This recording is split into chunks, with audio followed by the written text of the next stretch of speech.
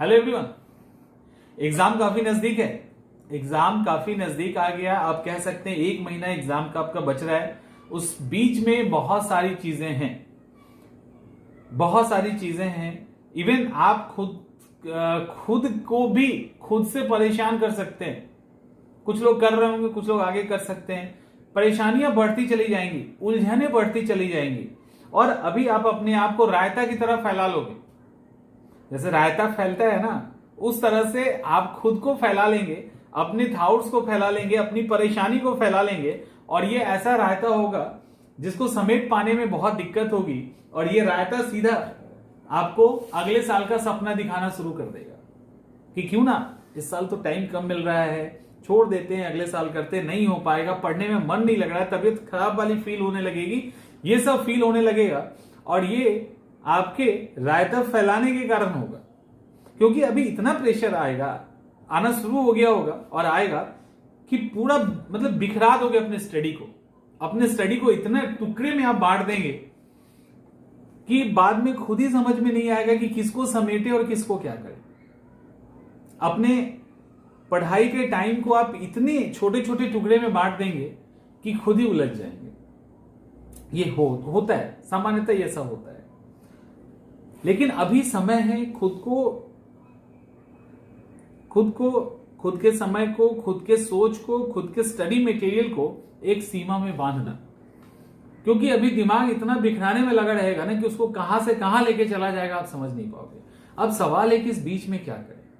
देखिए, आपके पास जितने भी टाइम है, क्योंकि ये अच्छे स्टूडेंट के साथ होने लगा है, मेरे क्लास के स्टूडेंट के साथ भी हो रहा है, ऐसा नहीं है, अच्छे स्टूडेंट्स इसको फेस करते हैं।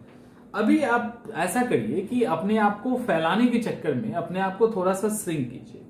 जितना भी टाइम आपको मिल रहा है, कुछ लोगों को बहुत टाइम मिल रहा है, कुछ लोगों को बहुत कम टाइम मिल रहा है, जिसको जितना भी टाइम मिल रहा है उस टाइम में कम से कम अपने हिसाब से आगे पीछे कर लीजिएगा। एक चीज ध्यान रखिए कि अब पूरी किताब पढ़ने का टाइम नहीं है और ना ही पूरी किताब को पढ़ने की जरूरत भी है, ना समय है और ना ही जरूरत है। तो फिर क्या? तो अभी क्या करें? अभी बहुत सारी जगह पे लग रहा है कि हमारा स्कोर नहीं बढ़ रहा, बहुत बार ये लग रहा है कि कोई पर्टिकुलर टेस्ट में मेरा स्कोर कम आ जा रहा है, कहीं ना कहीं प्रॉब्लम दिख रही है। अब दिमाग समझ में नहीं आ रहा है कि हम उसको कैसे ठीक करें। टाइम तो हमारे पास 1 ही महीना है, बट अभी 1 महीना समय है। 1 ही महीना नहीं है, 1 महीने में 30 दिन होता है। 1 महीने में 30 दिन होता है और इस 30 दिनों में आप अगर जम के अपने परेशानियों और चीजों पे कंसंट्रेट होके, फोकस्ड होके एक प्रॉपर प्लान के वे में हिट करोगे ना, तो ये 30 दिन 1 साल के बराबर हो जाएगा। क्योंकि ये चीज इस 30 दिनों के अंदर ही होती है। ये 30 दिन का जो प्रेशर है, आपके इस 30 दिन के अंदर जो दिमाग की ग्रास्पिंग कैपेसिटी है, ये इस 30 दिन में ही होगा। ये 30 दिन एग्जाम के पहले ही आता है, ये उसके पहले कभी नहीं आता। वो लाख कोशिश करोगे इसी टाइम में आएगा और कुछ नहीं हो सकता। तो इस समय अगर आप जो भी आपका छूटा बढ़ा है उसको आप अभी करना क्या है। अब आते हैं मेन मुद्दे पे कि करना क्या है। देखिए, अभी कोशिश कीजिए कि आपका जितना भी शेड्यूल, जो भी आपने शेड्यूल तय किया, उसको 2 भाग में डिवाइड कीजिए। एक पूरे भाग को आप रिवीजन में डालिए, पूरा का पूरा। आपके पास जितना टाइम है ना, उसका कम से कम 50%, कम से कम मैं बोल रहा हूं, तो आप समझ सकते हो रिवीजन का कितना इंपॉर्टेंस है। तो कम से कम 50% आप टाइम रिवीजन के अंदर डालिए। उसके बाद जो रेस्ट टाइम बच रहा है, उस रेस्ट टाइम में आपको अब पूरे किताब नहीं पढ़ने हैं। अब आपको एक कॉपी अपने पास हमेशा रखना है।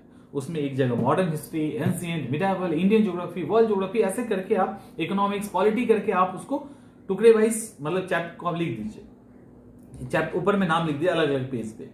अब जब आप कहीं कुछ पढ़ रहे हो, आप कहीं क्वेश्चन सॉल्व कर रहे हो या कुछ भी आप कर रहे हो, तो आपको वहां पे जो सवाल ना बने, जो टॉपिक में आपको दिक्कत लग रहा है, उसको आप वहां पे नोट करते चलिए। क्योंकि अब किताब नहीं पढ़ना है दोबारा, बार बार रिवाइज कितना करोगे उसको। ये कोई सही तरीका थोड़ी नहीं रिवीजन का। आप जिस किताब को पढ़ने में पूरा साल लगाए हैं या 1.5 साल लगाए हैं, उसको 30 महीने के अंदर फिर से दोबारा कितनी बार पढ़ेंगे आप। तो आपको जहां जहां दिक्कत लग रही है, जहां जहां जिस पर्टिकुलर सेक्शन के अंदर जो थोड़ा होगा, उस थोड़े से दिक्कत वो जो थोड़ा दिक्कत आप दूर नहीं कर रहे, इसके कारण आपकी दिक्कत बहुत अधिक लगने, आपको दिक्कत बहुत अधिक लगती है। आप सीधे क्या बात करते हैं, अच्छे से समझिए। आप सीधा क्या बात करते हैं, मुझे मॉडर्न हिस्ट्री में प्रॉब्लम है, मुझे ज्योग्राफी के अंदर प्रॉब्लम है, मुझे हिस्ट्री के अंदर प्रॉब्लम है। जबकि हिस्ट्री के कुछ सेक्शन में दिक्कत है आपको, ज्योग्राफी के कुछ सेक्शन में दिक्कत है, पॉलिटी का कुछ आर्टिकल नहीं याद हो रहा, सब नहीं, कुछ आर्टिकल नहीं याद हो रहा है, लेकिन कुछ आर्टिकल याद नहीं होने के कारण सब आर्टिकल का बोझ हम फील करते रहते हैं। तो इसको हटाना है, क्योंकि हटाएंगे नहीं तो तैयारी के परफॉर्मेंस पर असर पड़ेगा।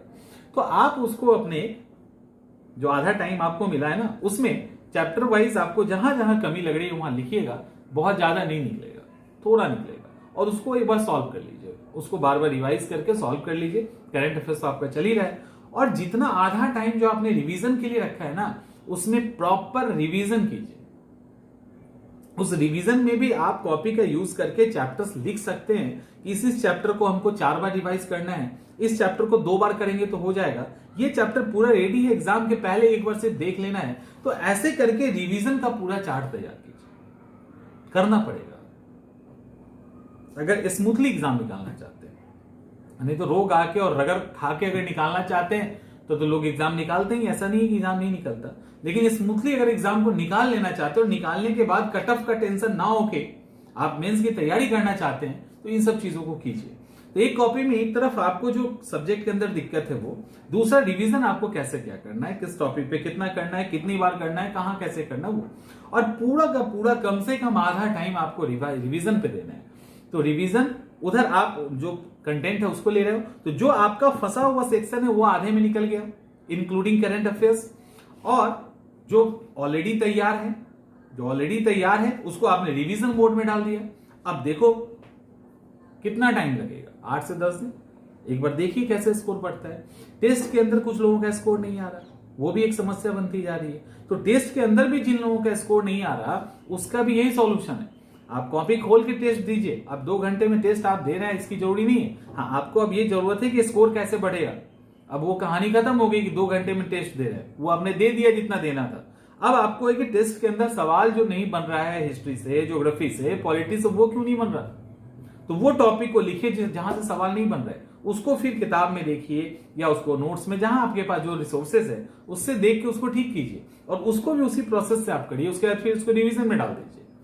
तो इससे क्या होगा कि आपका वो सेक्शन रिवीजन में क्लियर होता जा रहा है, और रिवीजन तो करना ही करना है, वहां नहीं करने का तो कोई सीन ही नहीं है। तो इस तरह से आप अपने आप को मात्र 2 दायरे में डालिए। एक सेक्शन जो आपको डिस्टर्ब कर रहा है उसको कॉपी के एक तरफ लिखिए, वो दूसरा सेक्शन जिसको रिवाइज करना है जितनी बार, 1 बार, 2 बार, 4 बार, उसको एक कैटेगराइज कीजिए, और इस प्रोसेस से अपने आप को कम कीजिए। रायता फैलाने वाला काम मत कीजिए, क्योंकि जितना फैलेगा वो दिक्कत होगी, समेट नहीं पाएंगे, अगले साल के लिए तैयार हो जाएंगे। तो ये एक बेहतर तरीका है, इस कम टाइम में, ये बहुत अधिक प्रेशर में आप अपने आप को कैसे बाहर निकालोगे। तो होपफुली चीजें समझ में आ गई होंगी। तो मिलते हैं अगले वीडियो में।